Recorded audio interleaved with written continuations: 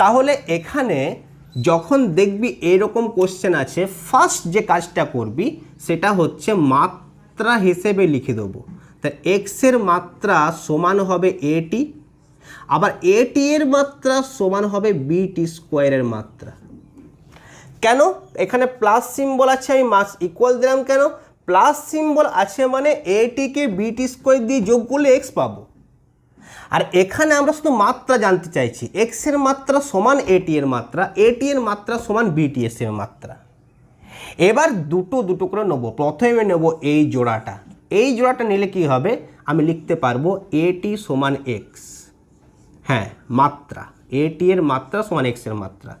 এখানে এ এর মাত্রা টি এর মাত্রা সমান হবে এক্স এর মাত্রা, এর মাত্রা এটা বের করতে হবে, টি এর মাত্রা হচ্ছে ক্যাপিটাল টি, এক্সটা হচ্ছে দৈর্ঘ্য তাই এল।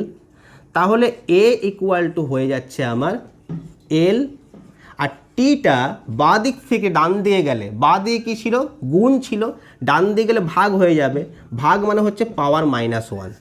তাহলে এ ইকুয়াল টু পেয়ে যাচ্ছি আমি এল টি টু দি পাওয়ার -1।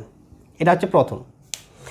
সেকেন্ড হচ্ছে আমি এক্সের সাথে এটাকে নেব, তাহলে সেকেন্ডে কি হবে, বিটি স্কোয়ার এর মাত্রা সমান হচ্ছে এক্সের মাত্রা, অর্থাৎ এখানে বি এর মাত্রা ইন্টু টি স্কোয়ারের মাত্রা সমান হচ্ছে এক্সের মাত্রা।